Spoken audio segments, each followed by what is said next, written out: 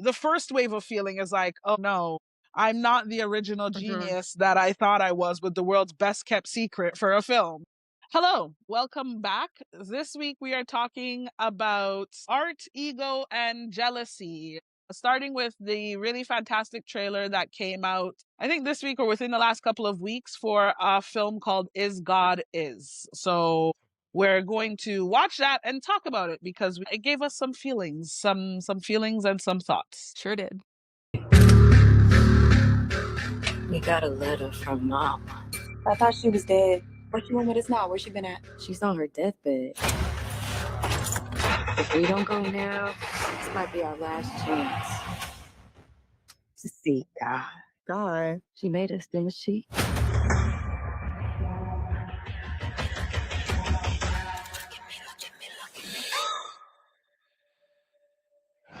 Girls, I'm gonna make this real simple. Make your daddy dead. Real dead.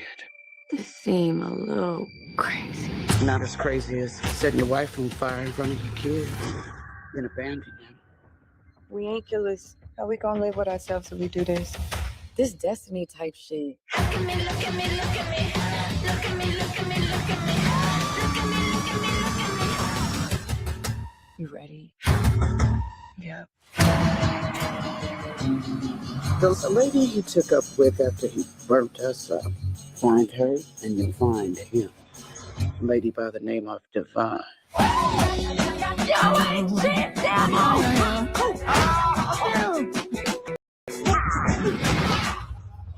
You're his girl. Oh, hell no. You in trouble? Chuck Hall's got your back. Just tell us where he at. For fear that it would wag, he took my time. We gon' kill him. We clapping. Tell us where to find him. You're alive? So y'all think y'all just gonna kill him?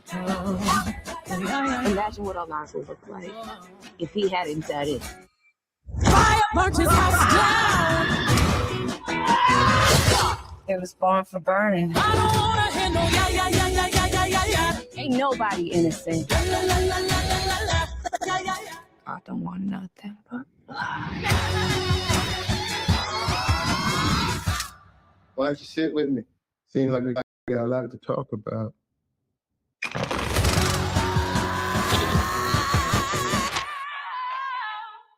Well. There we go. So We have feelings. the impetus for this episode was, that trailer came out.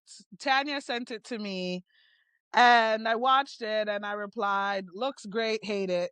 Because thematically, I mean, I think anyone who is a fan of like Kill Bill, even just as a project, even if you're not a fan of Tarantino or of Tarantino's style, can see the echoes and influences there.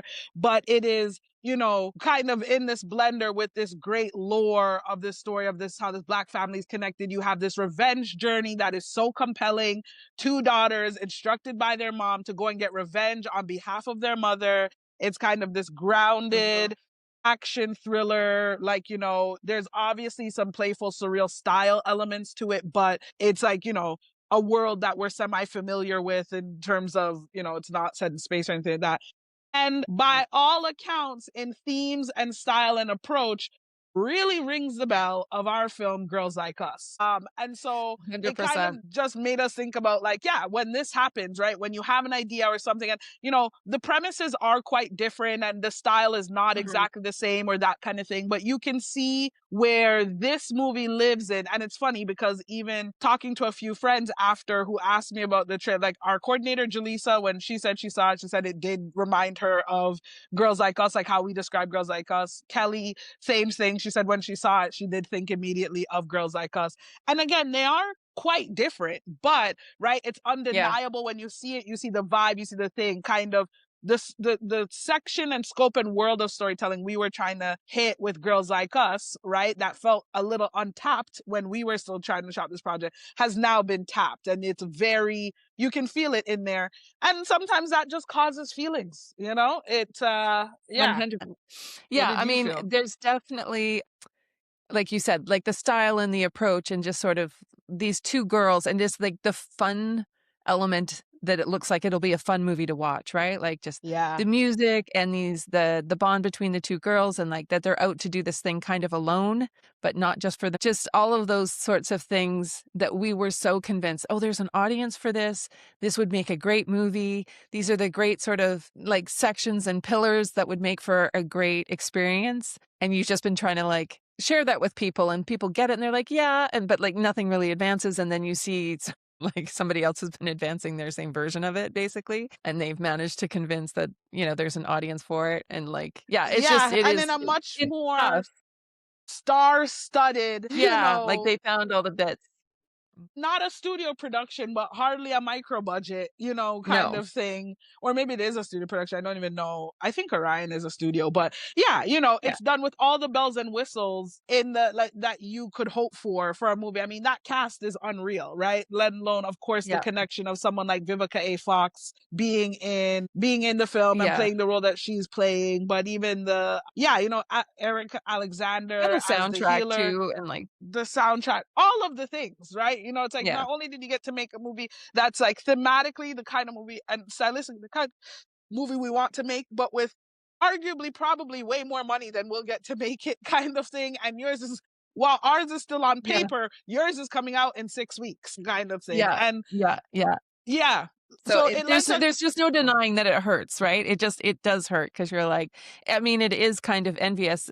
It's just envy of just like, I do wish that this was our movie. I do wish we were sharing Girls Like Us because, it would satisfy this audience as well. So it's like, yeah, you're just very much wanting that to be the case. I mean, the sort of upside of it is it's great to know that someone pitched a very similar project to a very similar audience and people got behind it, right? And we're like, yes. And should that play out, it is kind of a proof of concept almost. Right? Like, yeah, and it ends up because our industry, I mean, you're gonna have one of two people, right? Either people who are like, yeah, but that movie just came out kind of thing. This isn't different enough or what have you.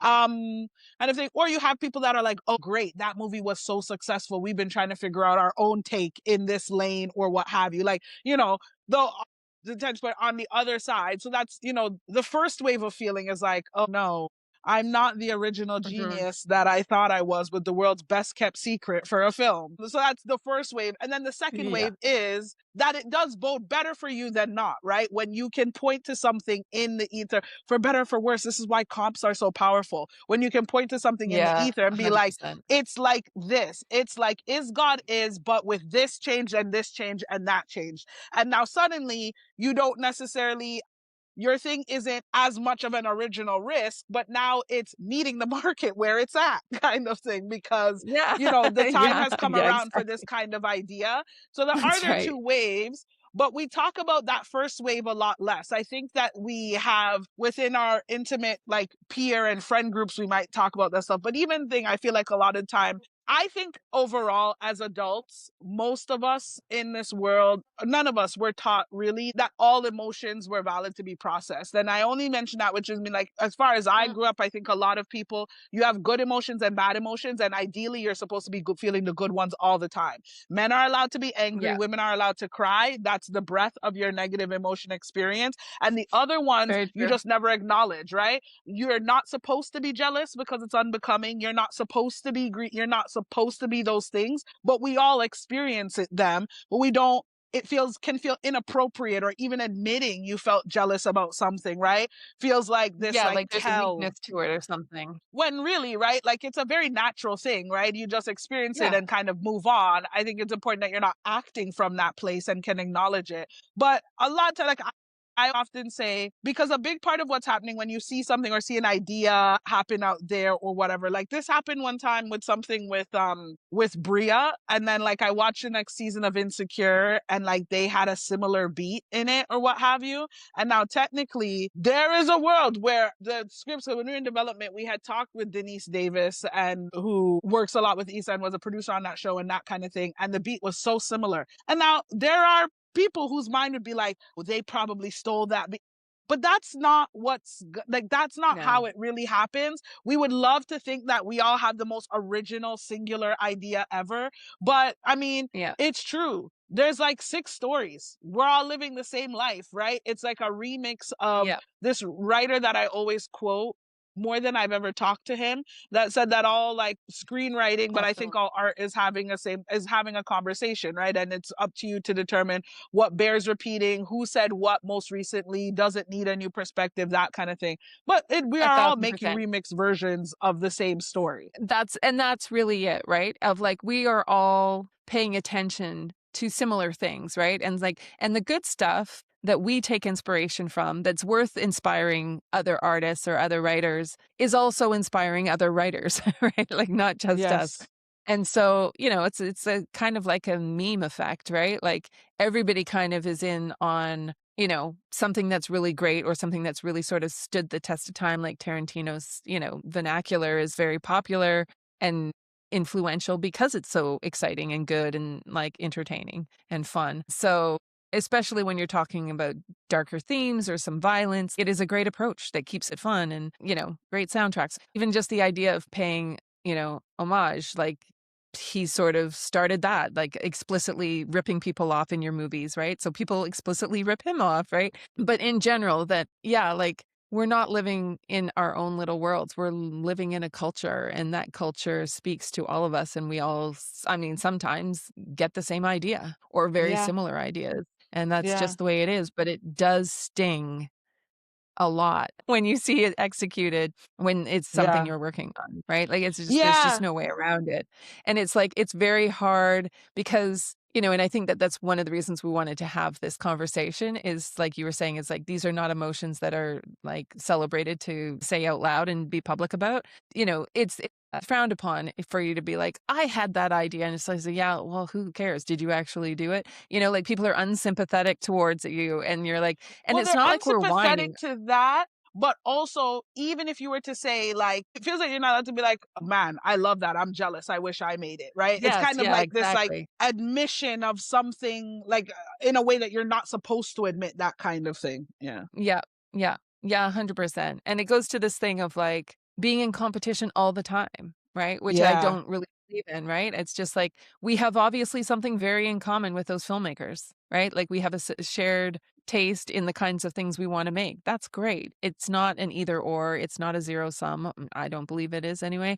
And like, but it is hard to have that not come across as you're being like, you don't get it, I get it, right? Like, you're not supposed to win, I'm supposed to win. And Well, yeah. not what we're saying. It's just like, it's okay for us to feel bad. Exactly. It's okay for us to feel bad. And I think that's the thing, is that, but that is what's happening when we're feeling that. But I think that it's important to just like acknowledge it, right? See it for what it is and be able to move on, in terms of like, because it's a similar thing to when you see, or you work long enough, you're in a creative industry where you know DPs, directors, producers who have projects launching all the time, right? And it's like when you see people get into festivals that you, I know people are tired of hearing me talk about TIFF. I know there are people that are sitting there like, yeah, whatever, bitch. They're just giving it to you at this point, kind of thing. And it's on, you're only feeling that because you haven't gotten in, kind of thing. And so you create this narrative in your head or whatever as to why they have a thing and you don't have it, largely because you can't just sit there and, again, I don't, this is not explicitly on any one person. We all are lacking these tools, but it's because we end up building this narrative of why they were different from us to get the thing, or the ways in which they're not that exceptional that they got it instead of me, or they advanced that me, when really it's really just that I want to be where they are at. I want the thing that they have, and I don't like that I don't have it. It feels shitty that it really has nothing to do with them. It feels shitty to me right now that I don't have that thing, and I think that's something that I really want. And be able to, like, for me, so much sometimes just acknowledging that to myself is like, oh, that's what that is. But you often find, I mean, there are people I know, I'm not going to air out all my business, but I know there's people that don't like me in this industry simply because of the perceived success that they've seen that I've had, right? Because I won a CSA and they versions of it. Yeah, right? Which is like, I've won a CSA and they didn't think the show was that good. So like, why did they get a CSA or whatever kind of thing? is the position Yeah. because it makes you feel better about the fact that you don't have the thing yet, right? But really, that's your ego telling you that it should have been you. When just as I really think as artists, it's very important for us to have a healthy relationship with our ego, like to like be able to like acknowledge it when it is coming up, when it's your ego talking more than anything else, right? When it's your ego, and be able to recognize it at least, so you can at least be aware of when you're making decisions from it. Ideally, you're not, right? I think that's something we all start to sense with certain people and our peers. It does translate eventually into this kind of desperate stench. I think Ava DuVernay talked about this in one of her That's such things. a perfect description. It does, one way or another, right? I find that when you meet people who feel, and it's a fine line, because part of existing or navigating in this career is believing you are exceptional to a certain degree. Well, I was just going to right? say that, like, you do need an ego, right? Like, you do need some internal voice saying, like, I can do this. It's going to be hard, but like, why not me? Why not my idea? Why I am qualified to make a film. I am qualified to write a story and to tell it and like want people to listen and pay money for it. So like, you do need some part of like, you do need some ego in order to do this work. That's just, you know, you can't get around it. It is the balance though, for sure, of like not letting it run away from you and not letting it sour. Like you said, like the stench of it, like it can't spoil, right? Like you can't let it get so out of hand that like, your moments of jealousy and turn into bitterness, right? You're sort of coddling yourself. You end up protecting your ego, saying like, it's all these external reasons why it's not happening for me, because I still am as great as I always was, but everybody else is against me, kind of thing. And it's like, that's just, your ego is not in check.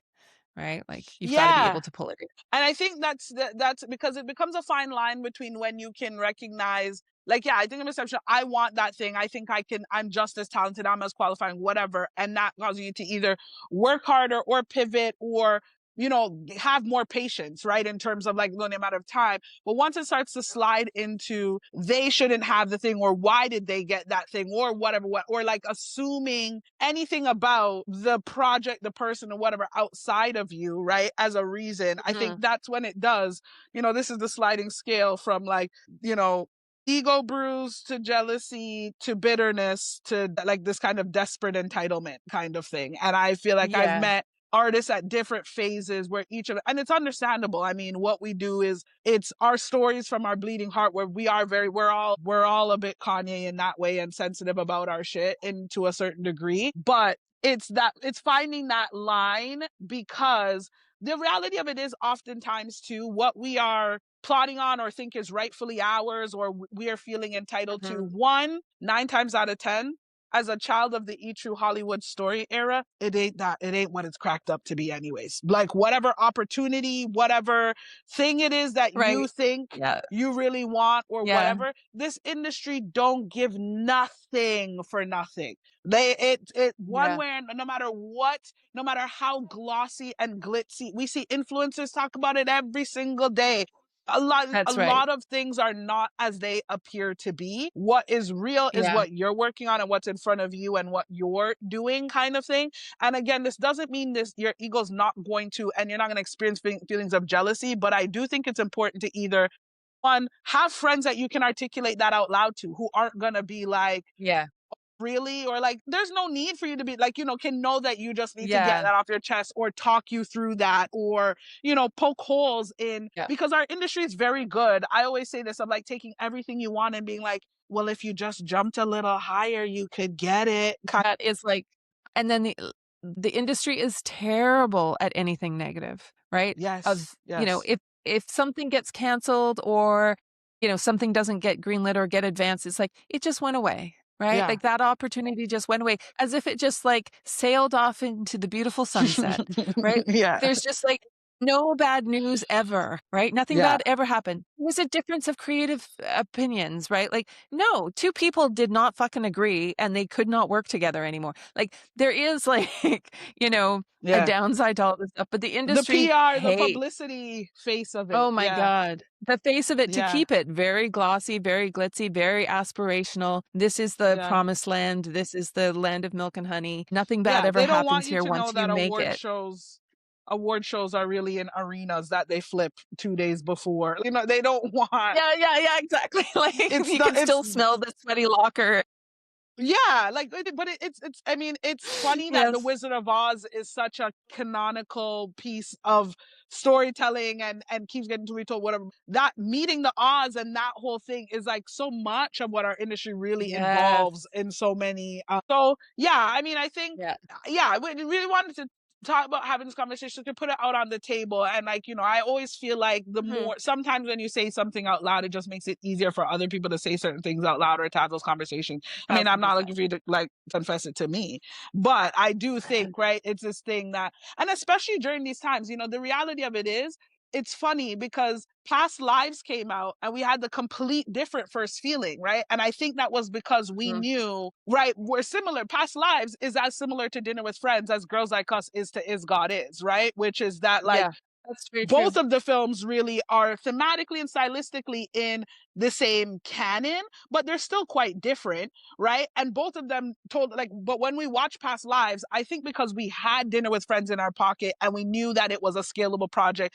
that we could just make at any time, watching Past Lives was actually encouraging. It was like, okay, there is a people do want to watch this kind of movie still. Okay, great. Like it almost was motivating in a different way to fast track, like it fortified us knowing like, okay, it was a completely different thing than when we saw this. And maybe because the way to getting Girls Like Us package or finance or even close to going, right, is a lot more unclear and uncertain for us, or requires, because we're talking about like low millions for that budget, requires bigger players and partners and things than we've encountered before. And so it still means there's a lot waiting to possibly be triggered by other people, right? When we see Is God Is, instead of it being the fortifying in the same way as Past Lives, it's almost like a reminder of like, well, how far there's still left to close, right? In making our film that is in this scope a reality instead of thing. If Girls Like Us was greenlit or if it was financed, we probably would have felt very differently watching that trailer. I think you're right, because it would have had more of the Past Lives feeling to it, of just like, oh, we're onto something, and there's like,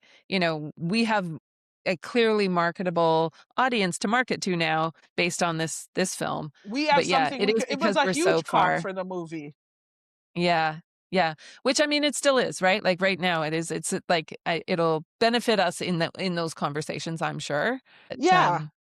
And I say that to say that that's worth the internal check too, right? Like sometimes I often find anytime I feel like I'm, you know, feeling a bit bitter or jealous or have a chip on my shoulder about something, 9 times out of 10, my cup is empty. Right? Like I'm already on E. I'm already super exhausted. I'm not working on something in front of me kind of thing. I'm in a low place, right? So I don't see that same thing and see opportunity or see thing or whatever. I'm just like, whatever. It's gonna blah, blah, blah, blah, blah. And sometimes that's just all, like 9 times out of 10, that's what it is where are you at? It really has nothing to do with when the other project's coming out, who made it, who's gonna be casting it, who's gonna think, because I do still firmly believe, you know, me and the woman who wrote and directed that could make the same movie from the same script and they would still be wildly different movies, both worth seeing kind of thing. But a bigger part of it just like checking where you are internally and where your feelings are about stuff overall, right, is probably where some clues are as to why you're looking at this other person's success or their win or the project's success as an affront to yourself instead of something that is inspiring or motivating or just another thing that's happening in our industry. Yep, totally. Well, I'm glad that we did this. I'm glad that we shared it and talked through our jealousy and our envy. And congratulations to the filmmakers behind Is God Is, because I know. I mean, very excited to see it. And it is obviously our kind of movie. And and we need more of those movies in the world. So like ultimately, I think it's great. And I hope it does really well. And we will definitely. And also I'm so jealous. The best part of American Fiction to me, I could have watched a whole movie about Sterling K. Brown's character in that movie. He played like the gay brother with the substance abuse problem. And it was just such a revelation because there's a version of Sterling K. Brown's career where he's always going to play a version of Randall kind of thing, right? And there really was for a while where like, for a while, Michael B. Jordan was kind of in this box where if you're not like the thug black guy, you're the upstanding citizen black guy, you know, who's like loves his family and thing. And he's so talented that seeing him in that role, I was just excited to see like, what other characters can you play? And so seeing him in this for the little few beats that you see him in and whatever, I'm very excited to see how he tackles that performance and what he does with it and stuff like that. Yeah. Yeah. Yeah. Me too. Me too. Yeah. I'm really looking forward to it. It's like, it hit me so viscerally when I saw it. I was just like, for all the reasons we just said, but also just because I'm like a fan of that kind of movie. And I was like, yes. Yeah. Here we go. More of those movies. We'd watch forever. Oh yeah, and to the point of, no ego or jealousy, reminder that I've shared a bunch of my director's treatments / decks for some of the projects that I've done. Go ahead and feel free to take a look at those. That's a good example. I think you used the word co-opetition. Yeah. Yes. Much more interested in co-opetition than competition. But even something like that, I did have a half thought of like, should I be sharing these things? But the reality of it is, I mean, I really do firmly believe this. As far as competition goes, half of y'all could have them and copy them verbatim and it still would not go anywhere as far as it. Exactly. Like, you know what I mean? Like inertia already interrupts half of that. And then there's other people that will just feel too afraid to try even when they have done anything with it. So it's nothing to really like. 9 times out of 10, half of the competition removes itself. And then I'm, more than happy to duke it out with everyone left. I mean, that's it, right? Right? Like, I mean, co-opetition is a great phrase. Even competitions, like we can compete as long as, it's not piracy or whatever. Like, let's compete. That's fine. Happy to compete. Yeah. It's fun. And that's on our Patreon, yes? Like the yes, on so Patreon. all of the decks and like all the scripts, you've been really like working on that resource library, which is coming along. Yeah. Great. So Dinner with Lots of Friends good stuff there. Director's Vision that first used for telefilm, a sinking ship that they had to submit to the grant, and then the 2 Bria decks. And then there's like a few more current ones that are for our paid members as well that will be up there. So yeah. Enjoy. I mean, I think those are great because they all got made, right? Like you can also see those finished products, right? They're great comparing this kind of thing. So super worthwhile checking those out. Yeah, I think all of them, because all of them, I think I'm quite proud that they really do reflect, I think, the finished product to a certain degree. Like they do feel like extensions of it. So I do think that they're good tools. Amazing. All right. Well, that's it for this week. We'll see you next week. Toodles.